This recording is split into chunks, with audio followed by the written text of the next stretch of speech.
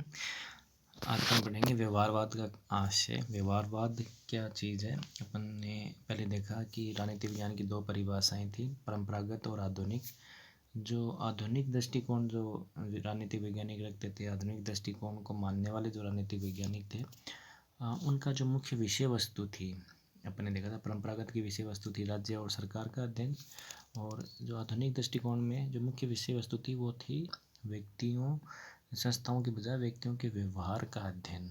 तो एक्चुअल में जो विषय था उनका व्यवहार, वो ही उसी के आधार पे बना है व्यवहारवाद। यानी वो वाद का तात्पर्य समझेंगे। वाद मतलब विचारों का समूह, यानी वो विचारों का समूह जो व्यवहार पे अपने व्यवहार को अपना विषय बनाता है, उसे व्यवहारवाद कहते हैं।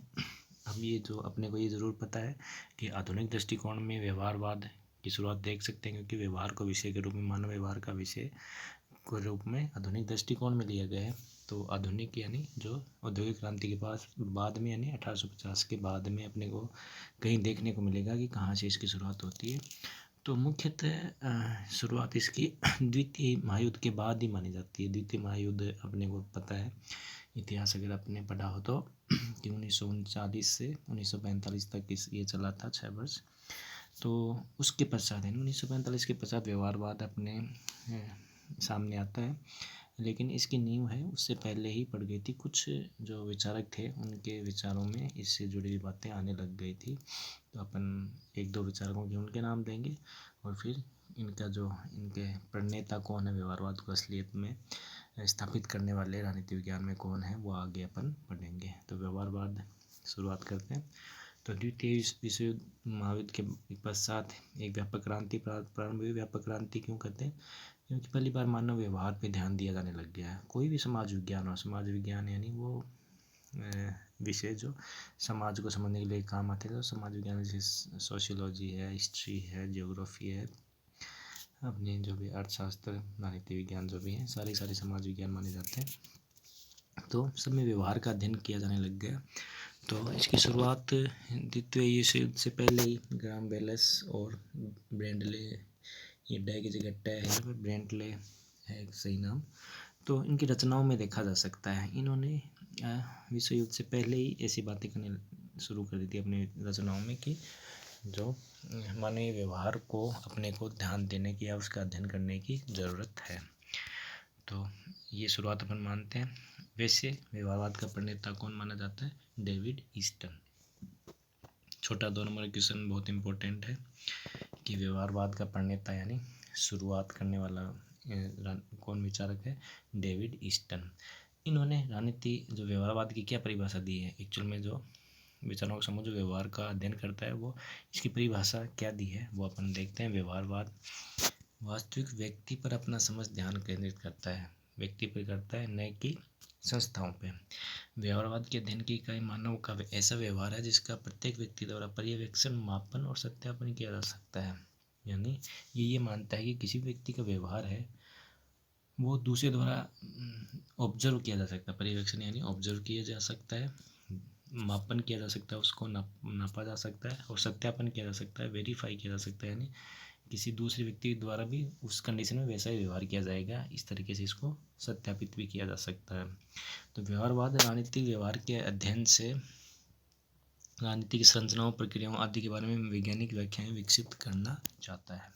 ठीक है, कुल मिला के राजनीति को विज्ञान के करीब ले जाना चाहता है। ये व्यवहारवाद का उद्देश्य था, और मुख्यतः विषय क्या था? मनुष्य का व्यवहार। आगे अपन देखते हैं व्यवहारवाद का विकास कैसे होता है। अपन ने देखा विश्व युद्ध से पहले ही 2 व्यक्तियों ने जो इसमें योगदान दिया था, इनकी रचनाओं में देखने को मिला था। उनका नाम दोबारा अपन देखते हैं यहाँ पे। तो ग्राम बेल्स, सन वगैरह ना याद करें, अभी आपके लिए इम्पोर्टेंट नहीं है। ह्यूमन नेचर इन पॉलिटिक्स, यानी राजनीति में मानव की जो प्रकृति है, नेचर है, उसका अध्ययन किया जाना चाहिए। ऐसे बेंटले ने कहा था द प्रोसेस ऑफ गवर्नमेंट, यानी गवर्नमेंट या शासन की प्रोसेस कैसे होती है। तो ये इस बुक में उन्होंने लिखा था कि एक्चुअल में ग्रुप में अध्ययन होना चाहिए। लोग ग्रुप में अपना बिहेवियर करते हैं, तो उनका अध्ययन किया जाना चाहिए। तो ये शुरुआती रूप से जुड़े हुए थे दोनों। इसके बाद में 1925 में 30 नंबर का विचारक आते हैं, चार्ल्स मेरियम। इन्होंने न्यू एस्पेक्ट्स ऑफ पॉलिटिक्स, यानी नए पक्ष हैं किसके? राजनीति के। तो नए पक्ष क्या है? नया पक्ष क्या है? मनुष्य का व्यवहार का अध्ययन किया जाना चाहिए। तो इन्होंने एक शिकागो संप्रदाय, शिकागो अमेरिका में एक जगह, तो वहाँ पे ये रहते थे, वहाँ की यूनिवर्सिटी में। तो वहाँ पे एक संप्रदाय का निर्माण करते हैं जो इनके विचारों से जुड़ा हुआ था, जो मनुष्य के व्यवहार के अध्ययन में रुचि रखते थे। वो सब राजनीति वैज्ञानिक इनसे जुड़े थे, वो इसको शिकागो संप्रदाय कहते हैं। तो शिकागो संप्रदाय की स्थापना किसने की? चार्ल्स मेरियम ने। अभी के लिए इम्पोर्टेंट नहीं है, आगे चल के आप कम्पिटिटिव एग्जाम देंगे तो उसमें ये पूछे जाते हैं। इसके अलावा पॉलिटिकल साइंस एसोसिएशन वगैरह इन्होंने स्थापित की थी। उन सब में कुल मिला के उस समय पर राजनीति में मनुष्य के व्यवहार को मुख्य विषय के रूप में लिया जाना शुरू कर दिया गया था। इसके बाद में इनसे प्रभावित या फिर इस चीज़ से जुड़े जो दूसरे राजनीति वैज्ञानिक हैं वो सारे आते हैं। डेविड ईस्टन है, आपने देखा कि फिर मेरियम के बाद में डेविड ईस्टन इनको व्यवहारवाद को स्थापित करते हैं द्वितीय विश्व युद्ध के बाद में। लासवेल भी इसको सपोर्ट करते हैं, आर्मंड कोलमैन, यूलाउ और शिल्स और पावेल, ये इम्पोर्टेंट। लेकिन डेविड ईस्टन आप ज़रूर याद रखेंगे, आपको कुछ भी नहीं याद रहता है, डेविड ईस्टन को ज़रूर याद रखना है।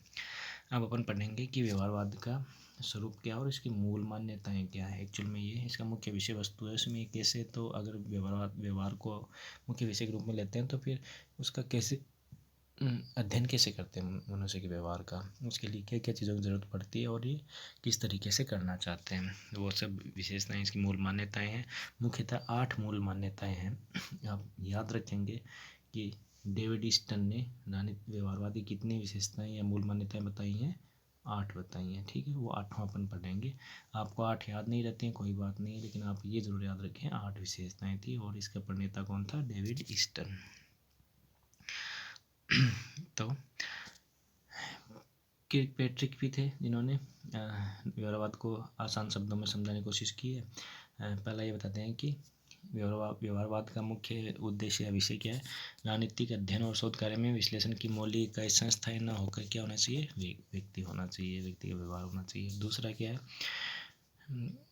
कि राजनीतिक विज्ञान की अन्य सामाजिक विज्ञान के साथ एकता का बल देता है। यानी कि राजनीति को समझना है तो अपने को सोशियोलॉजी को समझना पड़ेगा, हिस्ट्री को भी समझना पड़ेगा और अपने को इकोनॉमिक्स को भी समझना पड़ेगा। तीसरा नंबर का क्या है कि ये तथ्यों के पर्यवेक्षण, वर्गीकरण और माप के लिए अधिक शुद्ध प्रविधियों का विकास, यानी अपने को ऐसी टेक्निक विकसित करने पड़ेंगे जिससे मनुष्य के व्यवहार को नापा जा सकता हो, उसके आंकड़े बनाए जा सकते हो, वेरिएबल्स बनाए जा सकते हो। चौथा है कि राजनीतिक विज्ञान लक्ष्य को एक व्यवस्थित अनुभव सिद्धांत के रूप में, यानी कि एक लास्ट में इनका उद्देश्य व्यवहारवाद का ये होता है कि ऐसा एक सिद्धांत बनाना है कि जो उससे राजनीति को समझा जा सके, मनुष्य व्यवहार पे जो आधारित होती है। तो ये इनका उद्देश्य है व्यवहारवाद का। डेविड ईस्टन जो इसका प्रणेता था, उसने अपने इसके जो 8 मुख्य आधार या लक्ष्य बताएं वो कौन कौन से हैं। पहला है नियमन। नियमन को का इंग्लिश में यहाँ पे गलत लिखा हुआ है, इसको रेगुलराइजेशन बोलते हैं। तो नियमन क्या चीज़ है? यानी ये मानता है कि जो व्यवहार को अपने विषय के रूप में ले तो लिया, लेकिन मनुष्य के व्यवहार को फिर नापे कैसे। जैसे कोई व्यक्ति अगर गरीब है तो वो किस पार्टी को वोट करेगा, इस व्यवहार को कैसे नापे। अगर वो किसी एक पार्टी को वोट दे के आता तो वो क्यों दे के आया, इसको कैसे पता करोगे आप।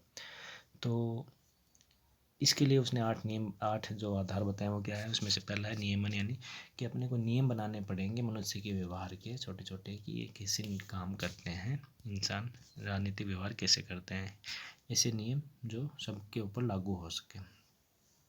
दूसरा सत्यापन, वेरिफिकेशन, सत्यापन, जो आपने नियम बनाए हैं तो फिर वो नियम ऐसे होने चाहिए कि वो किसी भी व्यक्ति के ऊपर वो लागू करके उसको जांचा जा सके, और अगर उस व्यक्ति में भी वो सेम ही रिजल्ट देने चाहिए जैसे किसी एक व्यक्ति के ऊपर नियम बनाए, तो नियम सत्यापित किए जाने योग्य होने चाहिए। अगर नियम सत्यापित नहीं किया जा सकता तब तक वो नियम नहीं माना जाएगा। तीसरा है तकनीकी प्रयोग। तकनीकी प्रयोग यानी तकनीक का प्रयोग करना है। तकनीक का प्रयोग क्यों करना है? क्योंकि मनुष्य की जो व्यवहार है वो अपने, अगर अपन खुद सोच के अपने चिंतन से उसको अगर कोई नियम बनाना चाहें तो बड़ा मुश्किल होता है, क्योंकि हर व्यक्ति के व्यवहार के बहुत सारे पक्ष होते हैं, इतने व्यवहार के पक्ष अपने को याद नहीं रह सकते। जैसे अमुक व्यक्ति ने उस दिन क्या किया, इस वर्ष इस चुनाव में किसको वोट दिए, अगले वर्ष किस को वोट दिया, तो एक वर्ष में कई बार 3-4 चुनाव होते हैं अलग अलग टाइप के। तो कब कब वो किस किस को वोट देता है और कैसी कंडीशन में देता है तो अपने को याद नहीं रह सकता, और उसके ऊपर अपन अगर कुछ भी सोच के कुछ भी नियम बनाएंगे वो सही होने की संभावना बहुत कम रहती है। तो अपने को ऐसी टेक्निक प्रयोग करनी पड़ेंगी जो मनुष्य के व्यवहार को नाप सकें, इतना सही तरीके से नाप सकें कि उनका रख रखाव भी किया जा सके।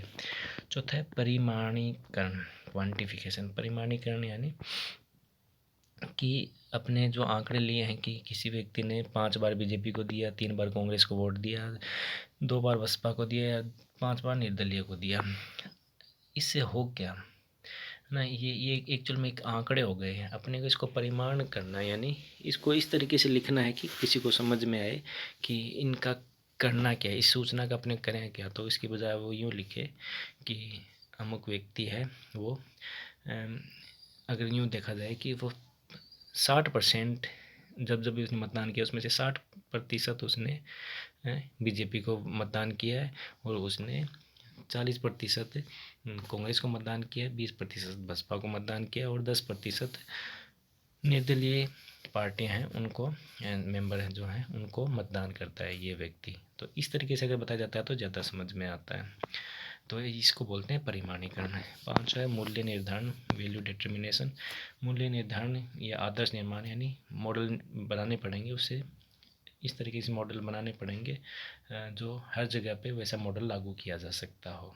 यानी जैसे मॉडल कैसे बनाए जाएंगे कि कोई एक छोटा एरिया ले जिसमें सारे गरीब लोग रहते हैं, या फिर कि एक सी जैसे कि किसी मील के पास में कोई मज़दूरों की एक बस्ती है, तो उसका एक मॉडल बनाया जाए कि मज़दूरों की एक सी बस्ती में जहाँ ऐसी ऐसी व्यवस्थाएं हैं, इस बस्ती के रहने वाले लोग ऐसी कंडीशन में किस पार्टी को वोट करते हैं, वो मॉडल अपन अलग वैसे ही किसी देश में दूसरी मील के पास जैसी बस्ती होती है उस पर वो लागू करके देखें। तो ऐसे अपने को मॉडल बनाने पड़ेंगे ताकि अपन आसानी से व्यवहार का अध्ययन कर सकें। छठा है व्यवस्थाबद्धीकरण, यानी व्यवस्थित होना चाहिए। व्यवस्थित कैसे कि केवल ऐसे ना हो कि आंकड़े इकट्ठे करके छोड़ दें अपन, है ना। यूँ ना हो कि भारत में इतनी जनसंख्या है उसमें से इतना परसेंट इस पार्टी को वोट मिलते हैं, इतने परसेंट इस पार्टी को वोट मिलते हैं। इससे कोई इन आंकड़ों से कुछ नहीं होना है। एक व्यवस्थित रूप से होना चाहिए कि इतने इतने प्रतिशत वोट जब जब जिस पार्टी को मिले हैं तो उसने ऐसा शासन किया है, और इतनी बार कम वोट मिलते हैं तो ऐसा शासन करती है, ज़्यादा वोट मिलती है तो ऐसा शासन करती है। इस तरीके से उसको व्यवस्थित रूप से आंकड़े एक दूसरे से जोड़ के लिखे जाने चाहिए, नहीं कि कहीं भी कैसे भी आंकड़े इकट्ठे किए जाए। 7वां है प्योर साइंस। इनका जो मुख्य उद्देश्य था व्यवहारवादियों का, वो यही उद्देश्य था कि हमें ऐसी प्योर साइंस बनानी है राजनीति को कि अपन कभी भी बता सकें कि कौन से व्यक्ति किस कंडीशन में कैसा बिहेवियर करेंगे, किस शासन का सपोर्ट करेंगे या शासन को अपोज करेंगे, ये वो बता सकें पहले से, यानी पूरे से भविष्यवाणी कर सकें। तो एक प्योर साइंस के रूप में इसको विकसित करना चाहते हैं। 8वां है अंतिम समग्रता, इंटीग्रेशन। समग्रता कैसे, इनका मानना है कि अगर मनुष्य के व्यवहार को अपने को जानना है तो केवल राजनीतिक व्यवहार को समझने के लिए अपने को मनुष्य के सारे व्यवहार को जानना पड़ेगा। यानी कोई व्यक्ति किसी दल विशेष को वोट क्यों देता है, ये जानने के लिए केवल उसको उसके राजनीतिक विचारों को ना जान के उसके ये भी देखना पड़ेगा कि उसकी स्थिति कैसी है, उसके आर्थिक विचार कैसे हैं, उसकी सामाजिक स्थिति और समाज में उसका क्या पद है, किस स्तर पे वो रहता है, किस कास्ट का है। अपने को पता है अपने देश में कास्ट से जो विभाजन है उसमें उनकी स्थिति का फ़र्क पड़ता है। ऐसे ही उसकी जो भी शैक्षिक स्थिति कैसी है, वो कितना पढ़ा लिखा है, अगर ये नहीं जानेंगे तो उसके जो राजनीतिक व्यवहार है उसको अपन नहीं समझ पाएंगे। तो अपने को उसकी सारी जो पृष्ठभूमि है, सारे पक्ष है, उन सब का अध्ययन करना पड़ेगा। इसलिए इसको बोलते हैं समग्रता, यानी एक समग्र अध्ययन करना पड़ेगा मनुष्य के व्यवहार का, यानी उसके व्यवहार के से जुड़े हुए सारे पक्षों का, उसके सामाजिक पक्ष का, आर्थिक पक्ष का, सांस्कृतिक पक्ष का, शैक्षिक पक्ष का, सब का अध्ययन करना पड़ेगा, तब जाके अपने को उसके राजनीतिक पक्ष का समझ आ सकती है। तो इस तरीके से ये 8 मुख्य आधारभूत बिंदु हैं जो व्यवहारवाद के माने जाते हैं, और ये किसने बताए थे, डेविड ईस्टन ने, जो व्यवहारवाद का प्रणेता है। अपन दोबारा से रिमाइंड करेंगे व्यवहारवाद कहाँ से शुरू होता है। ये राजनीति के आधुनिक दृष्टिकोण में का जो मुख्य विषय है मनुष्य का व्यवहार, उस बेस पे ये शुरुआत होता है। इसकी शुरुआत द्वितीय विश्व युद्ध के बाद में होती है डेविड ईस्टन के द्वारा, लेकिन उससे पहले ही इससे जुड़ी हुई बातें आने शुरू हो जाती हैं। तो वो किससे, ग्राहम वेल्स और आर्थर बेंटले की बुक से आती हैं। फिर चार्ल्स मेरियम जो शिकागो स्कूल की स्थापना करते हैं, न्यू एस्पेक्ट्स ऑफ पॉलिटिक्स उस बुक में, और फिर इसके बाद में डेविड ईस्टन। तो ये सब अपन व्यवहारवाद बहुत ही इंपॉर्टेंट क्वेश्चन माना जाता है एग्जाम के दृष्टिकोण से। बड़ा क्वेश्चन है आपका, ये एनफ है। इसमें से छोटा क्वेश्चन पूछ सकते हैं डेविड ईस्टन का, किसने प्रणेता कौन था, और भी छोटा पूछ सकते हैं व्यवहारवाद का तात्पर्य के हाथ अपन बता देंगे। आधुनिक दृष्टिकोण में मानवीय व्यवहार को जो विषय के रूप में स्थापित किया गया है वो अपन इसमें बता देंगे।